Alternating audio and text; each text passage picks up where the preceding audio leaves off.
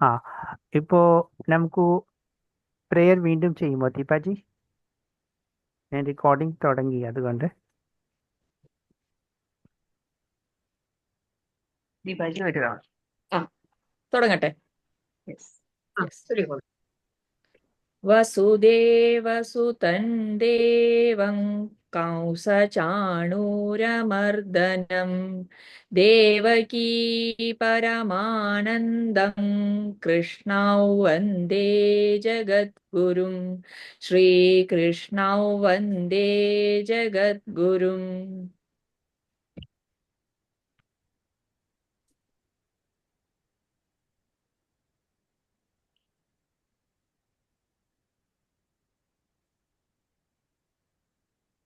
ഈ പ്രൊജ്വലൻ വീഡിയോ നമുക്ക് ആയിട്ട് പ്രിപ്പയർ ചെയ്തിട്ടുള്ളത് ഞാൻ പ്ലേ ലക്ഷ്മി ചെയ്യാം. ജനാർദ്ദനൻജിയാണ്. ഇപ്പോൾ അത് പ്ലേ ചെയ്യുന്നത്.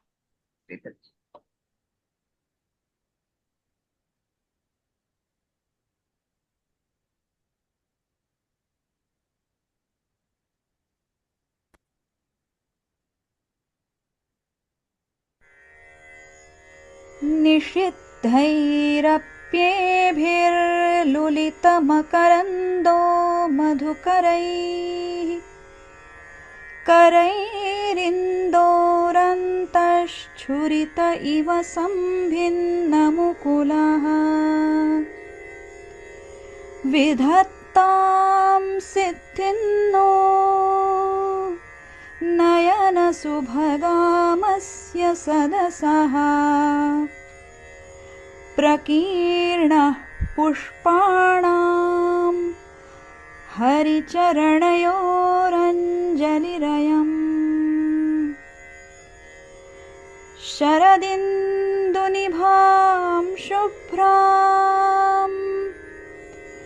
शुभ्रवस्त्रैरलङ्कृतां कलहंसकृतावासां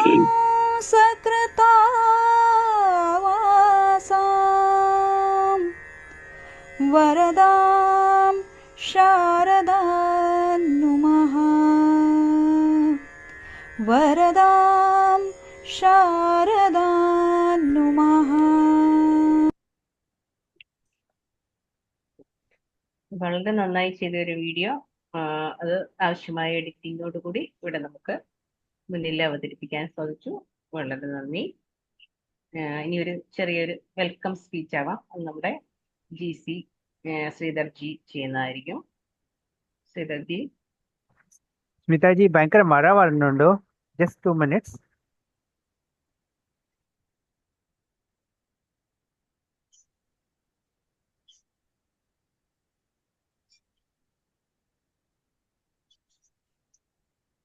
sir.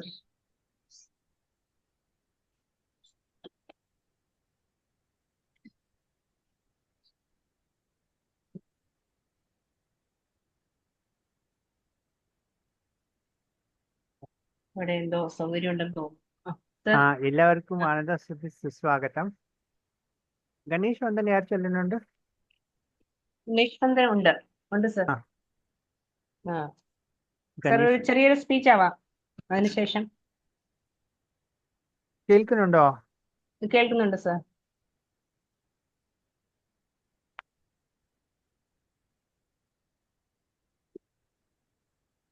You want me to say some few words? Yes. Okay. So, ഞങ്ങളുടെ ചാർധാം യാത്ര പൂർത്തിയായി. So, എല്ലാവർക്കും ശുഭാഭിനന്ദനങ്ങൾ. So, congratulations to all of you for completing the Chardham യാത്ര. So, നമുക്ക് ഗീതാ പാരായണന്റെ വീണ്ടും വീണ്ടും ജോയിൻ ചെയ്തിട്ട് ഭഗവത്ഗീത നന്നായിട്ട് പഠിക്കാം. സോ നിങ്ങൾ ഗീതാ പാരായണനെ വിട്ടു പോകരുത്. വീണ്ടും വേണമെങ്കിൽ നിങ്ങൾ L2 ജോയിൻ ആകാം, അല്ലെങ്കിൽ L3 L4 ജോയിൻ ആകാം. ഇങ്ങനെ ഞങ്ങളുടെ ഗീതാ യാത്ര ഇങ്ങനെ മുമ്പോട്ട് പോകാം. സ്മിതാജി പറയൂ. ലതികജി ജോയിൻ ചെയ്തിട്ടുണ്ട്. ലതികജി വെൽക്കം ചെയ്യാം. അതിനുശേഷം എല്ലാവരും പാർട്ടിസിപ്പൻസിനെ എല്ലാവരെയും വെൽക്കം ചെയ്യാം.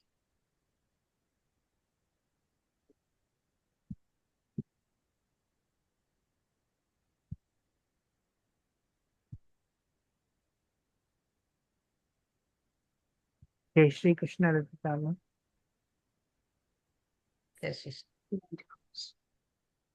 ശ്രീകൃഷ്ണ ലതികാജി ജോയിൻ ചെയ്തിട്ടുണ്ട്. അപ്പൊ ഞാൻ ഞാൻ തന്നെ പറഞ്ഞാലോ? പറയൂ. അപ്പം നമ്മള് എന്താ ഈ ഒരു കഴിഞ്ഞ 1.25 വർഷമായിട്ട് നമ്മൾ ഈ യാത്ര തുടരുകയാണ്. ഇത് ശരിക്കും പറഞ്ഞാൽ ഇത് അവസാനിക്കുന്നില്ല. ഇത് ഇനിയും കണ്ടിന്യൂ ചെയ്യുക. നമ്മുടെ ചീഫ് ഗസ്റ്റ് ലതികാജിയാണ്. ലതികാജി 2022 മെയിലാണ് ഗീതാ പരിവാറിൽ ജോയിൻ ചെയ്തത്. അതിനുശേഷം വളരെ പെട്ടെന്ന് തന്നെ ട്രെയിനർ ആവുകയും ഗീതാ പരിവാറിന്റെ വിവിധ മേഖലകളിൽ, അതായത് വിവിധ ഡിപ്പാർട്ട്മെന്റുകളിൽ നല്ല രീതിയിൽ പ്രവർത്തനം കാണിക്കും. അത് തുടക്കത്തിൽ എന്ന് പറഞ്ഞാൽ വളരെ കുറച്ച് പേരെ ഉണ്ടായിരുന്നുള്ളൂ ട്രെയിനേഴ്സ് എന്ന നിലയിൽ. ആ സമയത്ത് തൻ്റെ ആരോഗ്യം പോലും വകവയ്ക്കാതെ എല്ലാ ക്ലാസ്സിലും കൂടുതൽ, അപ്പോൾ ഈ ആര് ആബ്സെന്റ് ആയാലും അപ്പോൾ അത് ഏറ്റെടുക്കാൻ ഒരാളെ ഉണ്ടായിരുന്നുള്ളൂ, ലതികാജിയാണ്. അത് ലതികാജി സംസ്കൃത് പഠിക്കുന്നുണ്ട്. ഇപ്പോൾ നേരത്തെ പഠിച്ചിട്ടില്ല, കുറച്ച് സെക്കൻഡ് ലാംഗ്വേജ്, ഡിഗ്രിക്ക് സെക്കൻഡ് ലാംഗ്വേജ് സംസ്കൃത് പഠിച്ചിട്ടുണ്ടെന്നാണ് അറിയാം. എങ്കിലും നമ്മുടെ PDF വരുമല്ലോ, PDF എന്ന് പറഞ്ഞാൽ ബുക്ക്, അത് സർളപഠനീയ ഭഗവത്ഗീതയുടെ എഡിറ്റിങ്ങിന്റെ ഒരു ഭാഗമായിട്ട് ഞങ്ങൾക്കൊക്കെ പ്രവർത്തിക്കാൻ സാധിച്ചിട്ടുണ്ട്. ലതികാജി അതിനകത്ത് അതിൽ മുൻനിരയിൽ തന്നെ ഉണ്ടായിരുന്നു. അതുപോലെ തന്നെ അതിന്റെ മീനിങ്, ആദ്യമൊന്നും ഈ മീനിങ് PDF ഒന്നും വന്നിരുന്നില്ല. അതൊക്കെ ചെയ്യാനായിട്ട് വളരെയധികം സഹായിച്ചത് ലതികാജിയാണ്. ലതികാജിയെ ഞാൻ ഈ ആനന്ദോത്സവത്തിലേക്ക് സ്വാഗതം ചെയ്തുകൊള്ളുന്നു. വെൽക്കം ലതികാജി. പിന്നെ അതോടൊപ്പം തന്നെ നമ്മുടെ ടെക് സുധാജി എന്ന് പറയുന്നത് നമ്മൾ അധികം മുഖം കണ്ടിട്ടില്ല. എപ്പോഴും ഞാൻ എന്നെ മാത്രമാണ് എപ്പോഴും ഫോക്കസ് ചെയ്തുകൊണ്ടിരുന്നത്. പക്ഷെ അതിന് പിന്നിൽ പ്രവർത്തിക്കുന്ന ഒരുപാട് പേരുണ്ട്. ഗീതാ പരിവാറിന്റെ ഈ സമയം അഡ്ജസ്റ്റ് ചെയ്യുന്നത്, സൂം ലിങ്ക് ക്രിയേറ്റ് ചെയ്യുന്നത്, അങ്ങനെ ഒരുപാട് പേര് ഇതിന് പിന്നിൽ പ്രവർത്തിക്കുന്നുണ്ട്. അവർക്ക് ഉള്ള നന്ദി പറയേണ്ട അവസരമല്ല ഇതെങ്കിൽ കൂടി ഇവരെ എല്ലാവർക്കുമുള്ള നന്ദി ഞാൻ ഈ അവസരത്തിൽ അറിയിച്ചു കൊള്ളുന്നു. കൂടാതെ നിങ്ങൾ ഓരോരുത്തരെയും ഗീതാ പരിവാറിൽ നിങ്ങൾ ജോയിൻ ചെയ്തു, ഇവിടെ വരെ എത്തി, നിങ്ങളെല്ലാവരെയും ഈ ആനന്ദോത്സവത്തിലേക്ക് സ്വാഗതം ചെയ്യുന്നു. പ്രത്യേകിച്ച് നമ്മുടെ GC, അദ്ദേഹത്തിന് സ്വാഗതം ചെയ്യേണ്ട ആവശ്യമില്ല. എന്നിരുന്നാൽ കൂടി എല്ലാവരെയും ഒരിക്കൽ കൂടി ഈ ആനന്ദോത്സവത്തിലേക്ക് സ്വാഗതം ചെയ്തുകൊള്ളുന്നു. ജയ ശ്രീകൃഷ്ണ. സരസ്വതി വന്ദനവും ഗണപതി സ്തുതി, സരസ്വതി വന്ദനവും കൂടി കഴിഞ്ഞിട്ട് ലതികാജി നിങ്ങളോട് സംസാരിക്കുന്നതായിരിക്കും. ജയ ശ്രീകൃഷ്ണ.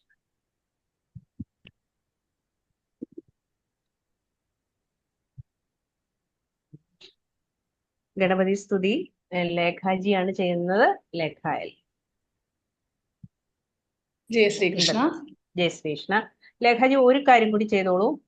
ലേഖാജി എവിടുന്നാണ് വരുന്നത് എന്നുകൂടി എന്ത് ചെയ്യുന്നു എന്നുകൂടി ഒന്ന് പറഞ്ഞു. ഞാൻ ആലപ്പുഴ ജില്ലയിലെ ഹരിപ്പാടാണ്. ഞാൻ സ്കൂൾ അധ്യാപികയാണ്. ഞാനിവിടെ നങ്ങേറളങ്ങര തന്നെയുള്ള ഒരു ബദനീസ് സ്കൂളിലാണ് വർക്ക് ചെയ്യുന്നത്. എനിക്ക് 2 മക്കള്, ഒരാള് +1-ന്, ഒരാള് 2nd സ്റ്റാൻഡേർഡ്. ഹസ്ബൻഡ് ദുബായില്. പിന്നെ അമ്മയമ്മയും അമ്മയച്ചനും എല്ലാവരും ഉണ്ട് വീട്ടില്. വളരെ നല്ല കാര്യം. നന്നായിട്ട് പാരായണം ചെയ്യുന്ന ഒരാളാണ് കേട്ടോ ലേഖാജി, കേട്ടിടത്തോളം.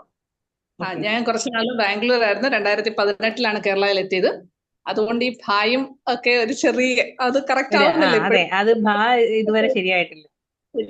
അത് കുഴപ്പമില്ല കേട്ടോ, ബാക്കി എല്ലാം നന്നായിട്ട് ചെയ്യുന്നുണ്ട്. അപ്പൊ വീണ്ടും ഞാൻ ഇതിൽ ജോയിൻ ചെയ്യണമെന്ന് താല്പര്യപ്പെടുന്നു.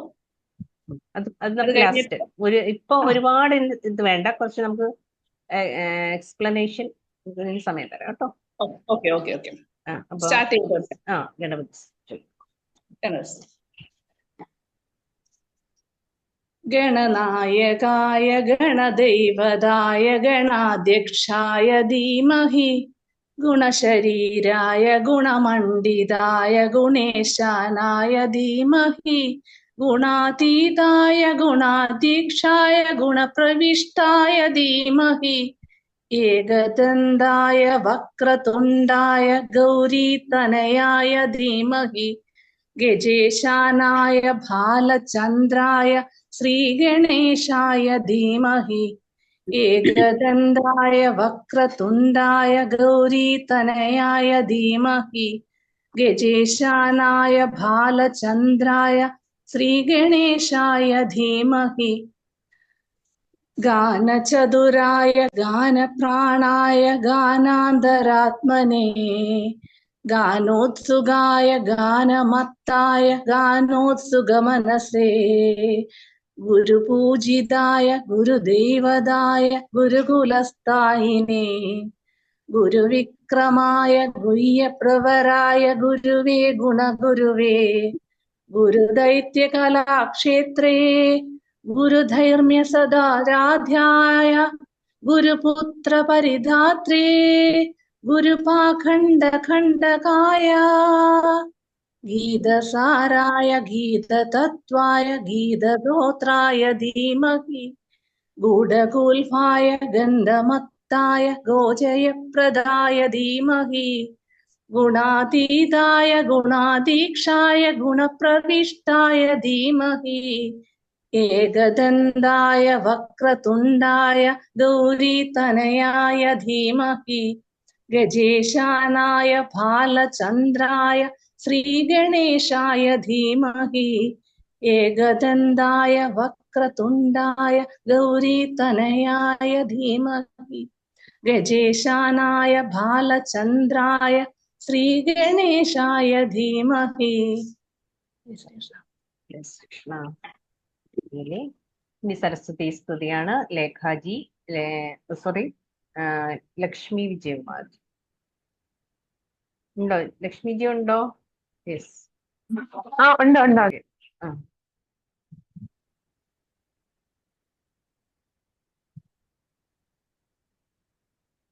എല്ലാവർക്കും നമസ്കാരം. ജയ് ശ്രീകൃഷ്ണ. ജയ ശ്രീകൃഷ്ണ. സരസ്വതി നമസ്തുഭ്യം വരദേ കാമരൂപിണി വിദ്യാരംഭം കരിഷ്യാമി സിദ്ധ്യർഭവതു മേ സദാ വന്ദേ വിദ്യാലയം രമ്യം സർവോപനിഷദുർഗാവോ ദുഗ്ധ ഗോപാലനന്ദന.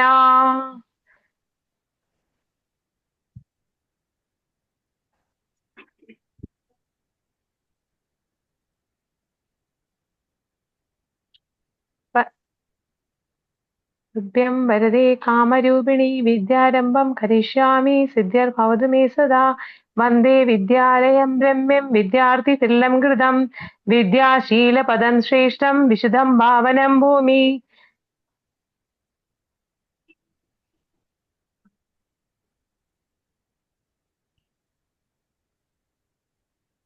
വിദ്യാ നാമഹരി യശസ്സുഹരി വിദ്യാ ഗുരുണാ ഗുരു വിദ്യാ ബന്ധുജനോ വിദേശഗമനെ വിദ്യാ പരം ദേവതം വിദ്യാ രാജസ് പൂജ്യതേ നദനം വിദ്യാ വിഹീന പശു. എന്റെ പേര് ലക്ഷ്മി വിജയകുമാർ. ഞാൻ ന്യൂഡൽഹിയിലാണ് അസിസ്റ്റന്റ് അക്കൗണ്ട്സ് ഓഫീസറായിട്ട് ഡിഫൻസ് അക്കൗണ്ട്സ് ഡിപ്പാർട്ട്മെന്റിൽ വർക്ക് ചെയ്യുവാണ്. ഒരു മോനും മോളും. മോനും കല്യാണം കഴിഞ്ഞ് മോന് ഇപ്പൊ ഒരു കുഞ്ഞുവാവയായി. നാളെ നൂലുകെട്ടാണ്. മോള് എൻ്റെ കൂടെ ഉണ്ട്. മോള് കല്യാണം കഴിഞ്ഞിട്ടില്ല, അവളുടെ പഠിത്തം നടക്കുന്നു.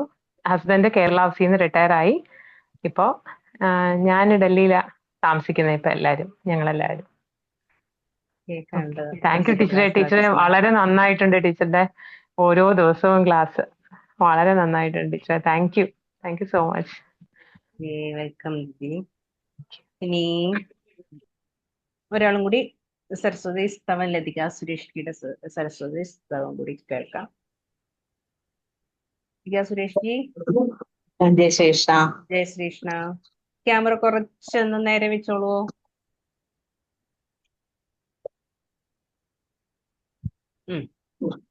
ഞാൻ ലതിക സുരേഷ്, കോഴിക്കോടാണ് താമസിക്കുന്നത്. 2 കുട്ടികളാണ്. മോള് കല്യാണം കഴിഞ്ഞു, ചെറിയ മോനുണ്ട്. പിന്നെ ഹസ്ബൻഡ് വക്കീലാണ്. സരസ്വതി സ്തവമാണ് ഇവിടെ ചൊല്ലുന്നത്. ചെറിയ ഒരു ശ്ലോകമാണ്. സമയം കിട്ടുകയാണെങ്കിൽ പിന്നെ ലാസ്റ്റ് ലാസ്റ്റ് സംസാരിക്കാനും ഒക്കെ സമയം തരാം. ഓക്കെ. സരസ്വതീ നമസ്തുഭ്യം വരദേ കാമരൂപിണി വിദ്യാരംഭം കരിഷ്യാമി സിദ്ധിർഭവതു മേ സദാ പത്മപത്രവിശാലാക്ഷി പത്മകേസരവർണിനി നിത്യം പത്മാലയാ ദേവി സാ മാം പാതു സരസ്വതി അപർണാം നാമരൂപേണ ത്രിവർണാം പ്രണവാത്മികാം ലിപ്യാത്മനൈക പഞ്ചാശദ്വർണാം വന്ദേ സരസ്വതീം മുദ്രാ പുസ്തകഹസ്താഭ്യാം ഭദ്രാസനഹൃദി സ്ഥിതേ പുരസ്സര സദാ ദേവി സരസ്വതീ നമോസ്തുതേ വന്ദേ സരസ്വതീം ദേവീം വനത്രയമാതരം യൽ പ്രസാദാതൃതേ നിത്യം ചിത്വാന പരിവർത്തതേ. ജയ ശ്രീകൃഷ്ണ. നന്നായിട്ട് സരസ്വതി വന്ദനം ചെയ്തു. ഇനി ലതികാജി നിങ്ങളോട് സംസാരിക്കുന്നതായിരിക്കും. ലതികാജി. ജയ ശ്രീകൃഷ്ണ. ജയ ശ്രീകൃഷ്ണ.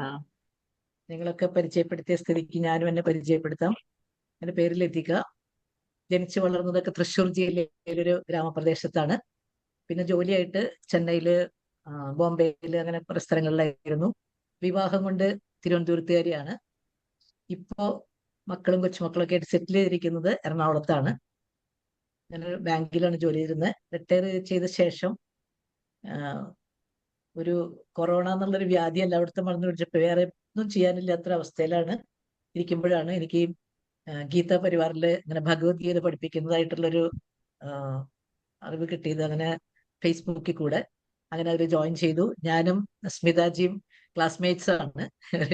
ഞങ്ങൾ ഒരുമിച്ചാണ് പഠിക്കാൻ തുടങ്ങിയത്. സ്മിതയെ ഞങ്ങൾ പിന്നെ നിർബന്ധിച്ച് ട്രെയിനറായിട്ട് പിടിച്ചോണ്ട് വന്നതാണ് സത്യം പറഞ്ഞു കഴിഞ്ഞാൽ. ഞങ്ങളുടെ ഗുരു കൃഷ്ണൻ സാറായിരുന്നു. നിങ്ങൾക്ക് ഇതിപ്പോൾ അറിയണ്ടായിരിക്കും. ശിവരാമകൃഷ്ണൻ സാറായിരുന്നു. അപ്പം ഞാനൊക്കെ ആദ്യം തന്നെ സാറ് പറഞ്ഞപ്പോഴേ അനുസരിച്ചു കേട്ടോ. സ്മിത ഒളിവിൽ പോയിരിക്കുകയായിരുന്നു. ഞങ്ങൾ നിർബന്ധമായിട്ട് കൃഷ്ണൻ സാർ നിർബന്ധിച്ചാണ് കൊണ്ടുവന്നത്. അതുകൊണ്ടാണ് നിങ്ങൾക്ക് ഇപ്പൊ നല്ലൊരു ഗുരുവിനെ കിട്ടിയത്. അദ്ദേഹത്തിന്റെ ഒരു നിർബന്ധത്തിലാണ് ശരിക്കും പറഞ്ഞ സ്മിത കടന്നത്. കാരണമുണ്ട്, സ്മിത ഉദ്യോഗത്തിലാണ് ഇപ്പോഴും.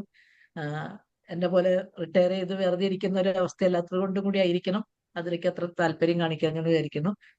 എന്തായാലും സ്മിത കടന്നു നിന്നതിന് ശേഷം സ്മിതാജി എന്ന് വിളിക്കണില്ല കേട്ടോ, സ്മിത എന്ന് തന്നെ വിളിക്കണം. എന്ന് വെച്ചാൽ ഒരുമിച്ച് വന്നതാണ്.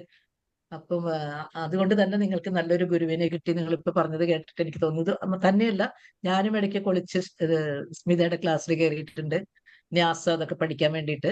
എന്ന് വെച്ചാൽ ഞാനത് ശരിയായിട്ട് എനിക്ക് ഉൾക്കൊള്ളാൻ പറ്റാത്ത കാരണം 2-3 ബാച്ച് ഞാൻ L4 പഠിച്ചിട്ടുണ്ട്. അതിനുശേഷമാണ് ഞാൻ ഇപ്പൊ ട്രെയിനറായിട്ട് കയറിയിട്ടുള്ളൂ L4. അതുവരെ എനിക്ക് അതിനുള്ളൊരു ആത്മവിശ്വാസം ഉണ്ടായിരുന്നില്ല. ഇത്രയൊക്കെ വിസ്തരിച്ച് ഇൻട്രൊഡക്ഷൻ പറയാൻ കാരണം എന്താണെന്നുണ്ടെങ്കിൽ, നമ്മള് ഗീതാ പരിവാർ നമുക്ക് ചെയ്തു തരുന്ന ഒരു വലിയ സേവനം എന്താണെന്നുണ്ടെങ്കിൽ, നമ്മൾ ശരിയായിട്ട് ഭഗവത്ഗീത ഉച്ചരിക്കാനാണ് പഠിക്കുന്നത്. ഭഗവത്ഗീത ഉച്ചരിക്കാനായിട്ട് അതാണ് പ്രധാനമായിട്ടും. കാരണം എപ്പോഴും ഒരു മന്ത്രം അല്ലെങ്കിൽ ഒരു ശ്ലോകം ശരിയായിട്ട് ഉച്ചരിക്കുമ്പോഴാണ് അതിന്റെ ശരിക്കും ഫലപ്രാപ്തി ഉള്ളത്. തെറ്റായിട്ട് ഉച്ചരിക്കുമ്പോൾ അതിന്റെ ഫലം ഉണ്ടാവില്ല എന്നല്ല, ചിലപ്പോൾ വിപരീതമായിട്ട് ഫലം ഉണ്ടാവാനും സാധ്യതയുണ്ട്. എന്തുകൊണ്ടാണ് ഭഗവത്ഗീത എന്ന് പറഞ്ഞാൽ, നമുക്കറിയാം ഭാരതമാണ് ഈ ലോകത്തിൽ വെച്ചിട്ട് ഏറ്റവും പുണ്യമായ ഭൂമി. നമ്മൾ ഭാരതീയരായതുകൊണ്ടൊരു ഒരു അമിത വിശ്വാസത്തിൽ പറയുന്നതല്ല. കാരണം എത്രയോ വർഷങ്ങൾക്ക്, ആയിരക്കണക്കിന് വർഷങ്ങൾക്ക് മുൻപ് തന്നെ നിസ്വാർത്ഥമായിട്ട് തപസ് ചെയ്തും തപസ് ചെയ്ത് നേടിയ അറിവ് മനനം ചെയ്തും തലമുറകളായിട്ട് വാക്കുകൾ കൊണ്ട് ഓരോരുത്തർക്കും പകർന്ന് നശിക്കാതെ കണ്ട് സനാതനമായിട്ട് അതങ്ങനെ സംരക്ഷിച്ചു വന്നത് നമ്മുടെ അനേകായിരം മഹർഷിമാരാണ്. വേറെ ലോകത്ത് ഒരു ദിക്കിലും അങ്ങനെ ഒരു സംസ്കാരമില്ല. അവര് പകർന്നു തന്നത് പിന്നീട് അച്ചടിച്ചൊക്കെയാണ് നമുക്കിപ്പോൾ കിട്ടിയിരിക്കുന്ന പുസ്തകങ്ങൾ, ഡിജിറ്റലായിട്ടും ഒക്കെ കിട്ടുന്ന കാര്യങ്ങൾ. ഒരു കാലത്ത് തലമുറകൾക്ക് കൈമാറി വന്ന കാര്യങ്ങളാണ്. അങ്ങനെയാണ് 4 വേദങ്ങള് വേദവ്യാസ മഹർഷി ക്രോഡീകരിച്ച് 4ആക്കി വിഭജിച്ച് ആ 4 വേദങ്ങളാണ് നമ്മുടെ ആധ്യാത്മികമായിട്ടുള്ള അടിസ്ഥാന പ്രമാണങ്ങളായിട്ട് കരുതുന്നത്. ആ 4 വേദങ്ങളുണ്ട്, 108 ഉപനിഷത്തുക്കളുണ്ട്, 18 പുരാണങ്ങളുണ്ട്, ഇതിഹാസങ്ങളുണ്ട്. അതുകൂടാതെ പേരറിയുന്നതും അറിയപ്പെടുന്നതുമായിട്ടുള്ള ധാരാളം 10,000-കണക്കിന് ആധ്യാത്മിക ഗ്രന്ഥങ്ങളുള്ള സനാതന ധർമ്മത്തിൽ അടിസ്ഥാനമായിട്ടുള്ള ഒരു പുണ്യഭൂമിയിലാണ്, ഈ ഭാരതത്തിലാണ് നമുക്കൊക്കെ ജനിക്കാൻ സാധിച്ചത്, താമസിക്കാൻ പറ്റുന്നത് നമ്മുടെ ഭാഗ്യമായിട്ട് അല്ലെങ്കിൽ ഈശ്വരാനുഗ്രഹമായിട്ട് തന്നെ കരുതണം. അത് കൂടാണ്ട് നമുക്കൊരു വലിയ ധനമുള്ളതാണ്. 33 കോടി ദൈവങ്ങളുണ്ട് നമുക്ക് എന്ന് പറയാം. 33 കോടി ദൈവങ്ങൾ എന്ന് പറഞ്ഞാൽ എന്താ, എങ്ങനെയാണ്? കാരണം നമ്മള് സർവചരാചരങ്ങളിലും ഈശ്വരാംശം കാണുന്നു എന്നുള്ളതാണ് നമ്മുടെ ഒരു ചിന്താഗതി. എല്ലാ ജീവജാലങ്ങളിലും എന്നിലും നിങ്ങളിലും നമ്മൾ കാണുന്ന എല്ലാ ജീവജാലങ്ങളിലും ഈശ്വരന്റെ അംശമുണ്ട് എന്ന് വിശ്വസിക്കുന്ന ഒരു മഹത്തായ ചിന്തയുടെ ഒരു ഒരു രാജ്യത്താണ് അല്ലെങ്കിൽ ഒരു ദേശത്താണ് നമ്മളൊക്കെ ജനിച്ചു വളർന്നത് എന്നുള്ളതാണ് അതിന്റെ സാരം. അതുകൊണ്ട് തന്നെ നമ്മൾ ആൽമരത്തിനെ പ്രദക്ഷിണം ചെയ്ത് വന്നിക്കുന്നു. ഗംഗാദേവി എന്ന് ഗംഗാ നദിയെ വിളിക്കുന്നു, ഹിമാലയത്തിന് വിളിക്കുന്നു. കേവലം ഒരു കുരങ്ങനായിട്ട് കരുതാവുന്ന ഹനുമാനെ നമ്മൾ ഏറ്റവും ശക്തി ദുർഗമായിട്ട് ആരാധിക്കുന്നു, സർപ്പങ്ങളെ ആരാധിക്കുന്നു. അങ്ങനെ നോക്കിയോളൂ, പ്രകൃതിയിലെല്ലാം എല്ലാ ജീവജാലങ്ങളും തുളസി ചെടിയെ പൂജിക്കുന്നു, അല്ലെ? നിസ്സാരവും അല്ലാത്തതുമായിട്ടുള്ള എല്ലാ ജീവജാലങ്ങളിലും ദൈവത്തിന്റെ അംശം കണ്ടെത്തുന്ന ഒരു മഹത്തായ സങ്കല്പത്തിന്റെ ആൾക്കാരാണ് നമ്മളെന്ന് നമുക്ക്. എന്നാൽ ഇപ്പോ ഏറ്റവും ഒരു 2 ദിവസം മുമ്പുള്ള ഒരു സംഭവത്തിന് അടിസ്ഥാനം നോക്കുമ്പോൾ അറിയാം, ആ സനാതന ധർമ്മങ്ങളൊക്കെ അവരൊക്കെ ഇത്രയും കാര്യമായി സംരക്ഷിച്ചു വന്നത് നമ്മൾ എന്തുമാത്രം സംരക്ഷിക്കുന്നുണ്ട്, നമ്മൾ എന്തുമാത്രം അടുത്ത തലമുറയിലേക്ക് കൈമാറുന്നുണ്ട് എന്നുള്ളതിന് അതിന്റെ ഒരു അപജയം ശരിക്കും വ്യക്തമാകുന്നതാണ്. കഴിഞ്ഞ 2 ദിവസം മുൻപ് ജമ്മു കാശ്മീരില് വിനോദത്തിനായിട്ട് പോയി ചെന്നിരുന്ന കുറെ ആളുകളുടെ മുന്നിലിട്ട് ഹിന്ദുവാണ് എന്നുള്ള ഒറ്റ കാരണം കൊണ്ട് വെറുതെ വിനോദത്തിന് പോയതാണ്, ഒരു യുദ്ധത്തിന് പോയതല്ല, ആരുമായിട്ട് വഴക്കടിച്ചില്ല, തർക്കിച്ചില്ല, ഒന്നും ചെയ്തില്ല. വെറുതെ രസിച്ചിരുന്നിരുന്ന കുറച്ച് ആളുകളുടെ ഇടയിലേക്ക് കുറെ പേര് കടന്നു വരിക, അതിൽ നിന്ന് മുസ്ലിങ്ങളെ മാറ്റി നിർത്തിയിട്ട് ബാക്കിയുള്ളവര്, ഹിന്ദുക്കൾ മാത്രം ഭാരതീയരായിട്ടുള്ളവരാണ് എല്ലാവരും, പക്ഷെ അവർ മുസ്ലിങ്ങളെ മാറ്റി നിർത്തിയിട്ട് മറ്റുള്ളവരോട് മതം മാത്രം അവർ ചോദിച്ചില്ല നിങ്ങൾ മലയാളിയാണോ, കന്നഡക്കാരനാണോ, തെലുങ്കനാണോ, തമിഴനാണോ എന്ന് ചോദിച്ചില്ല. അവർ നിങ്ങൾ കോൺഗ്രസ് ആണോ, കമ്മ്യൂണിസ്റ്റ് ആണോ, BJP-ക്കാരാണോ എന്ന് ചോദിച്ചില്ല. നിങ്ങൾ നായരാണോ, നമ്പൂതിരിയാണോ, ഈഴവനാണോ എന്ന് ചോദിച്ചില്ല. ക്രിസ്ത്യാനിയാണോ എന്നൊന്നും ചോദിച്ചില്ല. ഒറ്റ കാര്യമുള്ളൂ, ഹിന്ദു ആണ് എന്നുള്ള ഒറ്റ കാരണത്തിന് അവരുടെ കുടുംബാംഗങ്ങളുടെ മുമ്പിൽ വെച്ച്, അത് റീസെന്റ് ആയിട്ട് കല്യാണം കഴിഞ്ഞ ഒരു 6 ദിവസം മാത്രമുള്ള ഒരു പെൺകുട്ടിയുടെ മുന്നിൽ വെച്ച്, അല്ലെങ്കിൽ സ്വന്തം മക്കളുടെയും പേരക്കുട്ടികളുടെയും മുന്നിൽ വെച്ച്, അങ്ങനെ കുടുംബാംഗങ്ങളുടെ മുമ്പിൽ വെച്ച് ക്രൂരമായിട്ട് 29 പേര് കൊലക്കിരയായി അല്ലെങ്കിൽ കൊല ചെയ്യപ്പെട്ടു എന്നുള്ളൊരു അവസ്ഥ നമ്മുടെ ഭാരതത്തിന്റെ അഭിമാനമാണോ എന്ന് നിങ്ങൾ നോക്കണം. അപ്പൊ ഇവിടെ എന്താ സംഭവിക്കുന്നത്? ധർമ്മച്യുതിയാണ് സംഭവിക്കുന്നത്. നമുക്ക് നമ്മുടെ ധർമ്മത്തിനെ മുറുകെ പിടിക്കാൻ, അതിനടുത്ത തലമുറയിലേക്ക് പകരാനുള്ള ശക്തി, അല്ലെങ്കിൽ അതിനുള്ള ഊർജം, അതിനുള്ള ആർജവം, അതിനുള്ള ആത്മാർത്ഥത നമുക്കൊന്നും ഇല്ല എന്നുള്ളതാണ് ഇങ്ങനെയുള്ള സംഭവങ്ങൾ. കാലക്രമേണയായിട്ട് തന്നെ നമുക്ക് ബോധ്യപ്പെട്ട് വരുമ്പോഴേക്കും ചിലപ്പോൾ നമ്മൾ അതിന് വായിലങ്ങ് അകപ്പെട്ടു പോകും എന്നുള്ളൊരു അവസ്ഥയാണ്. പ്രത്യേകിച്ചും കേരളത്തില് മലയാളികളായിട്ടുള്ള, നിങ്ങൾ എവിടെ താമസിക്കുകയാണെങ്കിൽ മലയാളം അറിയുന്നത് കൊണ്ടായിരിക്കില്ല മലയാളം ക്ലാസ്സിൽ വരുന്നത്. കേരളത്തിൽ സംഭവിക്കുന്നത് അതിന്റെ ഒരു ചെറിയ വിഭാഗമാണ്. നാളെ നമ്മുടെ കേരളം ഇതുപോലൊരു കാശ്മീർ ആയിക്കൂടാന്നില്ല. നമ്മുടെ അടുത്തുള്ള നമ്മളുടെ കൂടെ പരിചയത്തിൽ നടക്കുന്ന ആളുകളെ എന്നാണ് നമ്മൾ തിരിച്ച് അറ്റാക്ക് ചെയ്യുന്നത് എന്നുള്ളത് അറിയില്ല. അങ്ങനെയുള്ള അവസ്ഥയാണ്. തീർച്ചയായിട്ടും ഇതൊരു വലിയ തത്വമായിട്ട് അല്ലെങ്കിൽ വലിയ സത്യമായിട്ട് ഉൾക്കൊണ്ടുകൊണ്ട് നിങ്ങളുടെ കുടുംബത്തില് നിങ്ങൾക്ക് അറിയുന്നവരിലേക്കെല്ലാം നമ്മുടെ ആത്മീയ ജ്ഞാനം നേടേണ്ടത്, അല്ലെങ്കിൽ നമ്മുടെ സനാതന ധർമ്മം മുറുകെ പിടിക്കേണ്ടത്, അതിനെ സംരക്ഷിക്കാൻ വേണ്ടി എങ്ങനെയൊക്കെ യത്നം നടത്താമെന്നുണ്ടെങ്കിൽ അതൊക്കെ ചെയ്യണം എന്നുള്ള ഒരു ഉത്ബോധനം അതും കൂടിയാണ് ഞാൻ ഇത് കൂടെ ചെയ്യുന്നത്. എന്താണെന്ന് വെച്ചാൽ എനിക്ക് ആ വാർത്ത കേട്ടത് രാത്രി ഉറങ്ങാൻ പോലും പറ്റുണ്ടായിരുന്നില്ല എന്നാണ് സത്യം. നിങ്ങൾക്കും പറ്റിയിട്ടുണ്ടായിരിക്കില്ല എന്ന് വിചാരിക്കുന്നു. കാരണം ഇത് കഥ പോലെ കേൾക്കുമ്പോൾ നമുക്ക് അത്ര തോന്നില്ല. പക്ഷെ നമ്മളിൽ ആരും, ഒരു മലയാളി ഉണ്ടായിരുന്നു, രാമചന്ദ്രൻ എന്ന് പറഞ്ഞ ഒരാൾ മലയാളിയായിരുന്നു. അപ്പം നമ്മളുടെ ഒരാൾക്ക് അനുഭവം വരുമ്പോൾ, അല്ലെങ്കിൽ നമ്മളുടെ ഒരാൾക്ക് അനുഭവം വന്നാലേ നമുക്കത് ഉൾക്കൊള്ളാൻ പറ്റുള്ളൂ എന്നുള്ളതാണ് സത്യം. അതുകൊണ്ടാണ് പ്രത്യേകിച്ച് നമ്മളെല്ലാം ഭഗവത്ഗീത മാത്രമല്ല എല്ലാം പഠിക്കണം. പക്ഷെ ഭഗവത്ഗീതയിലുള്ള പ്രത്യേകത എന്താണെന്നുണ്ടെങ്കിൽ, ഞാൻ നേരത്തെ പറഞ്ഞ 4 വേദങ്ങളുണ്ട്, 108 ഉപനിഷത്തുക്കളുണ്ട്, 18 പുരാണങ്ങളുണ്ട്, ഇതിഹാസങ്ങളുണ്ട്. അങ്ങനെ അനേകായിരം ആത്മീയ ഗ്രന്ഥങ്ങളുള്ള ഈ ഭാരതത്തില് ആ 4 വേദങ്ങളുടെ സംഗ്രഹം പോലെയുള്ള അതിന്റെ എസൻസ് ആയിട്ടുള്ള അമൃതതുല്യമായിട്ടുള്ള 700 ശ്ലോകങ്ങൾ 18 അധ്യായങ്ങളിലായിട്ട് വിസ്തരിച്ചിരിക്കുന്നതാണ് ഭഗവത്ഗീത എന്നുള്ള പുണ്യഗ്രന്ഥം.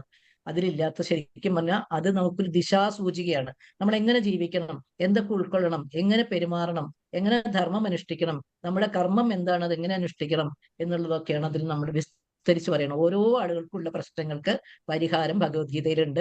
ശരിയായിട്ട് വായിച്ച് ശരിയായിട്ട് അർത്ഥം മനസ്സിലാക്കി, ഓരോ ശ്ലോകത്തിനും ആയിരക്കണക്കിന് അർത്ഥങ്ങളിലും വ്യാഖ്യാനങ്ങളുണ്ട്. അതൊന്ന് മനസ്സിലാക്കി കഴിഞ്ഞാൽ നമുക്ക് ഉൾക്കൊള്ളാൻ പറ്റും. നിങ്ങളിപ്പോ 4 അധ്യായങ്ങൾ പഠിച്ചു കഴിഞ്ഞു, 4 പാദങ്ങളും കഴിഞ്ഞു വന്നു, 18 അധ്യായങ്ങളും പഠിച്ചു. ഒന്നുമില്ലെങ്കിൽ നിങ്ങൾക്ക് 18-ാം അധ്യായത്തിലെ ഒരു 62 തുടങ്ങിയുള്ള ശ്ലോകങ്ങൾ നോക്കുമ്പോൾ അറിയാം, ഭഗവാൻ ഒന്നും നിഷ്കർഷിച്ചിട്ട് പറയുന്നില്ല. ഭഗവാൻ അർജുനനോട് പറയുന്നത് പോലെ നമ്മളോടൊക്കെയാണ് പറഞ്ഞത്, അല്ലെ? നമ്മളോടൊക്കെ എന്താ പറഞ്ഞത്? ഞാനീ പറയുന്ന വളരെ ഗഹനമായിട്ടുള്ളതും വളരെ ഗുഹ്യമായിട്ടുള്ളതും, അതായത് ഗോപ്യമായിട്ടുള്ളതുമായുള്ള ഈ തത്വങ്ങൾ ഞാൻ പറയുന്നു എന്ന് പറഞ്ഞു, നീ അത് കണ്ണടച്ച് സ്വീകരിക്കണമെന്നില്ല. അതിന്ന് യുക്തമായിട്ടുള്ളത് സ്വീകരിച്ച് നീ അതും സ്വീകരിക്കുക, അനുഷ്ഠിക്കുക എന്നാണ് പറഞ്ഞിരിക്കുന്നത്. നമുക്കൊന്നും നിഷ്കർഷിച്ചിട്ടില്ല. ഇന്ന മാതിരി നമ്മൾ ക്ഷേത്രത്തിൽ പോയില്ലെങ്കിലും ഹൈന്ദവനായിട്ട് ജീവിക്കാം. നമ്മൾ ഭഗവാനെ തള്ളി പറഞ്ഞാലും ഭഗവാനെ വിമർശിച്ചാലും നമുക്ക് ഹൈന്ദവനായി ജീവിക്കാം, അല്ലെ? അതാണ് ഭഗവാനും പറയുന്നത്. അല്ലാണ്ട് കണ്ണടച്ചതൊന്നും സ്വീകരിക്കണം എന്ന് പറയുന്നില്ല. രണ്ടാമത് പറയുന്നത്, ഈ ഭഗവത്ഗീത ആരൊക്കെ കേൾക്കുന്നു, പാടുന്നു, പഠിക്കുന്നു, അതാണ് ഭഗവാൻ വളരെ ഇഷ്ടം എന്ന് പറയുന്നുണ്ട്. മൂന്നാമത്തെ ഒരു കാര്യം ഭഗവാൻ പറഞ്ഞു, ഇതിനേക്കാളൊക്കെ ഇഷ്ടം ഭഗവാൻ എന്താണ്? നമുക്കറിയാവുന്ന ഈ ഭഗവത്ഗീത ശ്ലോകങ്ങള് മറ്റുള്ളവർക്ക് പകർന്നു കൊടുക്കുക, അർഹരായിട്ടുള്ള മറ്റുള്ളവർക്ക് പകർന്നു കൊടുക്കുന്നത് വളരെ സന്തോഷമാണ് എന്നാണ് ഭഗവാൻ അതിൽ ഉത്ബോധിപ്പിക്കുന്നത്. അപ്പോൾ ആ ഒരു സേവനത്തിലേക്ക്, നിങ്ങൾക്കറിയാം, ഇപ്പൊ നിങ്ങൾ 4 പാദങ്ങളും കഴിഞ്ഞു കഴിഞ്ഞു. നിങ്ങൾക്കറിയാം, നമ്മുടെ മലയാളത്തില് ട്രെയിനേഴ്സ് കുറവാണ്, ടെക്കുകൾ കുറവാണ്, GC-കൾ കുറവാണ്. മലയാളികളായിട്ടുള്ളവര് വിരളമായിട്ടുള്ളവരുള്ളൂ. അതുകൊണ്ട് നിങ്ങൾക്ക് സാധിക്കുന്ന സേവനം സാധിക്കുന്ന രീതിയിൽ, കാരണം ഇതൊരു പ്രതിഫലേച്ഛയോട് കൂടിയിട്ടുള്ളതല്ല, കേവലം ഭഗവത് സമർപ്പണമായിട്ടാണ് നമ്മളൊക്കെ ഇതില് ഈ സേവനങ്ങൾ ചെയ്യുന്നത്. അപ്പൊ അങ്ങനെ ഒരു 40 മിനിറ്റ് എങ്കിലും ഒരു ദിവസം നിങ്ങൾക്ക് ഇതിനു വേണ്ടിയിട്ട് ഉപയുക്തമാക്കാം എന്നുള്ളൊരു മനസ്സുണ്ടെങ്കിൽ തീർച്ചയായിട്ടും ട്രെയിനറായിട്ടോ ടെക്കായിട്ടോ GC ആയിട്ടോ 140-ലേറെ മേഖലകളുണ്ട്. കണ്ടന്റ് റൈറ്റിംഗ്, ട്രാൻസ്ലേഷൻ, അങ്ങനെ ഒരുപാട് മേഖലകളുണ്ട്. അതിലേതെങ്കിലും മേഖലകളിലേക്ക് നിങ്ങളൊക്കെ കടന്നു വരണം. അല്ലാണ്ട് ഇവിടെ അവസാനിച്ച് എല്ലാം പഠിച്ചു പോകരുത്. കഴിയുന്നത് നിങ്ങൾ വീണ്ടും L1, L2, L3 ഒക്കെ ചെയ്യുക. കഴിയുന്ന 3 അധ്യായങ്ങൾ, 12, 15, 16 അധ്യായങ്ങൾ നന്നായി ഉച്ചരിക്കാൻ പഠിച്ച് 85% മുകളിൽ മാർക്ക് വാങ്ങിക്കുന്ന ആളുകളാണ് ട്രെയിനർ ആവാനുള്ള അടിസ്ഥാന യോഗ്യത. അപ്പൊ അത് നിങ്ങൾക്ക് അറിയണ്ടായിരിക്കും. നിങ്ങൾ പലരും ചിലപ്പോൾ ഇതൊക്കെ വിജയിച്ച ആൾക്കാരുണ്ടായിരിക്കും. അപ്പൊ അങ്ങനെയുള്ള ആളുകൾ അതിലേക്ക് കടന്നു വരുന്നത് അടിസ്ഥാന യോഗ്യതയാണ്. അതിന്റെ കൂടെ ഗ്രാമർ അറിയണം, നിങ്ങളുടെ ഉച്ചാരണ ശുദ്ധി പരിശോധിക്കും, അതൊക്കെ ഉണ്ട്. എന്നിരുന്നാലും അങ്ങനെ കുറെ പേര് അങ്ങനെ കടന്നു വരിക. പിന്നെ അതെല്ലാം നിങ്ങൾക്ക് ഇപ്പോൾ കൊച്ചുകുട്ടികൾക്ക് വരെ കമ്പ്യൂട്ടറും ലാപ്ടോപ്പും മൊബൈലും ഒക്കെ ഉപയോഗിക്കാനായിട്ട് അറിയണ്ടായിരിക്കും. അങ്ങനെയുള്ളവർ ടെക്കായിട്ട് കടന്നു വരിക. കാരണം ടെക്കിന്റെ സേവനം വളരെ ഇമ്പോർട്ടന്റ് ആണ്. ഈ ക്ലാസ്സുകൾ ഒരേ സമയത്ത് ആഗോളതലത്തിൽ എല്ലായിടത്തും 3 ശ്ലോകങ്ങൾ പഠിപ്പിക്കുന്നു എന്നുണ്ടെങ്കിൽ ഒരു അധ്യായത്തിൽ ആ 3 ശ്ലോകങ്ങൾ അതേ സമയത്ത് എല്ലായിടത്തും പഠിപ്പിക്കുന്ന ഒരു ടെക്നിക്ക്, അത് ഈ ടെക്സ്റ്റാറുകളുടെ ഒരു കൃത്യമായിട്ടും അവരുടെ ഒരു സഹായത്തോടു കൂടിയാണ് അത് നടത്തുന്നത്. പിന്നെ ഇവരെല്ലാം കോർഡിനേറ്റ് ചെയ്യുന്നതാണ് ഗ്രൂപ്പ് കോർഡിനേറ്റേഴ്സ്. എല്ലാ ഗ്രൂപ്പുകളിലും ഓടി നടന്ന് ഒരു ട്രെയിനർ ആബ്സെന്റ് ആണെങ്കിൽ വേറെ നിൽക്കുന്ന കൊണ്ടുവന്ന് അവിടെ ആ ക്ലാസ് തടസ്സമില്ലാതെ മുന്നോട്ട് പോകാനായിട്ട് സഹായിക്കുക. അങ്ങനെ ഒരുപാട് ജോലികൾ പലയിടത്തും ഓടി നടന്ന് ചെയ്യുന്ന ഗ്രൂപ്പ് കോർഡിനേറ്റേഴ്സ്, അവരെ നിയന്ത്രിക്കുന്ന കുറെ ബാച്ച് കോർഡിനേറ്റേഴ്സ്, അങ്ങനെ ഞാൻ പറഞ്ഞു ഒരുപാട് മേഖലകൾ നിങ്ങളുടെ സേവനം ആവശ്യമുണ്ട്. അത് കടന്നു വരാനായിട്ട് മടിക്കരുത്. കാരണം ഭഗവാൻ നമ്മൾക്ക് തന്നിരിക്കുന്ന സന്ദേശമാണ് ഇത്, മറ്റുള്ളവർക്ക്, അർഹരായ മറ്റുള്ളവർക്ക് പകർന്നു കൊടുക്കുക എന്നുള്ള ഭഗവാന് വളരെ ഇഷ്ടമുള്ളതാണ്. നമ്മുടെ ഒരുപാട് ആധ്യാത്മിക ഗുരുക്കന്മാരുണ്ടായിരുന്ന ഈ ഭാരതത്തില് ഇപ്പോ ശരിയായിട്ടുള്ള ആധ്യാത്മിക ജ്ഞാനം പകർന്നു തരുന്ന കുറച്ചു പേരേ ഉള്ളൂ. അതായത് കള്ളനാണയങ്ങൾ ധാരാളം ഉള്ളൊരു കാലഘട്ടത്തിലാണ് നമ്മൾ ജീവിക്കുന്നത്. അപ്പൊ നമ്മൾക്ക് സാധിക്കുന്ന മാതിരി ഇതിനൊന്നും നിങ്ങൾക്ക് പറ്റുന്നില്ലെങ്കിൽ ഇങ്ങനെ തികച്ചും ഫ്രീ ആയിട്ട് ഗീതാ പരിവാർ ഇങ്ങനെ ഒരു ക്ലാസ് നടത്തുന്നുണ്ട്. വിവിധ സമയങ്ങളിലാണ്, വീട്ടിലിരുന്ന് തന്നെ ഓൺലൈനായിട്ട് ഇത് പഠിക്കാം എന്നുള്ള ഒരു സന്ദേശം നിങ്ങൾക്ക് അറിയാവുന്ന എവിടെയൊക്കെ എത്തിക്കാന്നുണ്ടെങ്കിൽ അവിടെയൊക്കെ എത്തിക്കാം. സ്വന്തക്കാരും ബന്ധുക്കളോ അല്ലെങ്കിൽ നിങ്ങൾ എവിടെയെങ്കിലും അമ്പലത്തിൽ പോകുമ്പോഴോ അല്ലെങ്കിൽ ഒരു കൂട്ടായ്മയ്ക്ക് പോകുമ്പോഴോ അവിടെയൊക്കെ പ്രചരിപ്പിക്കുക. ഇങ്ങനെ ഉണ്ട്. കാരണം നമ്മുടെ ഭാരതത്തിന്റെ സന്ദേശം എന്ന് പറഞ്ഞാൽ ലോകാ സമസ്ത സുഖിനോ ഭവന്തു എന്നാണ്. എല്ലാവരും നന്നായിരിക്കട്ടെ, എല്ലാവർക്കും സന്തോഷമാണെങ്കിൽ ഇതിന് പ്രശ്നങ്ങളൊന്നും ഇല്ലല്ലോ, അല്ലെ? ഇത് എന്തുകൊണ്ടാണ് ഇത് പറയുന്നത്? ഇതിൽ പറയുന്ന സന്ദേശം അറിയുമായിരുന്നെങ്കിൽ ഈ പറഞ്ഞ മാതിരിയുള്ള ക്രൂരമായിട്ടുള്ള ആൾക്കാർക്ക് ഇത് ചെയ്യാൻ മനസ്സ് വരില്ലായിരുന്നു എന്നാണ് എന്റെ വിശ്വാസം. എന്നുവെച്ചാൽ അവരൊക്കെ ഒരു വിചാരം ഇങ്ങനെ നമ്മൾ സമ്പാദിക്കുന്നതൊക്കെ കൊണ്ടങ്ങ് പോവാന്നാണ്. നമ്മളെ സംബന്ധിച്ചെന്നാണ് ജനനവുമില്ല മരണവുമില്ല, എല്ലാം ഇവിടെ തന്നെ റൊട്ടേഷനിൽ പോവാണ്. നമ്മുടെ ഈ കൂട് പോലുള്ള ശരീരം എന്ന് പറയുന്നത് നശ്വരമാണ്, അതിനുള്ള ആത്മാവാണ് പ്രധാനമായിട്ടുള്ളത്. അതിങ്ങനെ വായുർഗന്ധ നിവാശയാ എന്ന് പറഞ്ഞ് പൂർവ്വജന്മങ്ങളിലെ കർമ്മബന്ധങ്ങളെ ഇങ്ങനെ പിന്തുടർന്ന് വന്നുകൊണ്ടിരിക്കുകയാണ്. അപ്പൊ അത് അടുത്ത ജന്മങ്ങളിലേക്ക് ഒരു ഡെപ്പോസിറ്റ് ആയിട്ട് നമ്മൾ ആ സാത്വിക ഗുണങ്ങൾ വർദ്ധിപ്പിക്കാൻ വേണ്ടിയിട്ട് തമോ ഗുണങ്ങൾ കുറയ്ക്കുന്നതിന് വേണ്ടിയിട്ടുള്ള ജ്ഞാനം നേടണമെങ്കിൽ തീർച്ചയായിട്ടും ആധ്യാത്മിക ജ്ഞാനങ്ങൾ വേണം. ഭഗവത്ഗീത മാത്രമല്ല, ധാരാളം ഗ്രന്ഥങ്ങളുണ്ട്. നാരായണീയം പഠിക്കുന്നവരുണ്ട്, ലളിതാ സഹസ്രനാമുണ്ട്, ഹരിനാമകീർത്തനം, ജ്ഞാനപ്പാൻ, അങ്ങനെ ധാരാളം പുസ്തകങ്ങളുണ്ട്. ഭാഗവതം, ഒരുപാട് ഗ്രന്ഥങ്ങളുണ്ട്.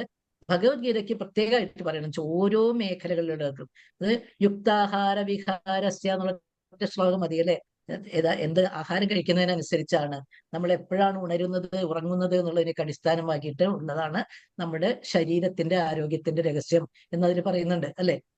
12ാം അധ്യായം മാത്രം പഠിച്ചു കഴിഞ്ഞാൽ നമ്മൾ എത്രമാത്രം പരിവർത്തനം നമ്മുടെ സ്വഭാവത്തിൽ വരേണ്ടത് അല്ലെ.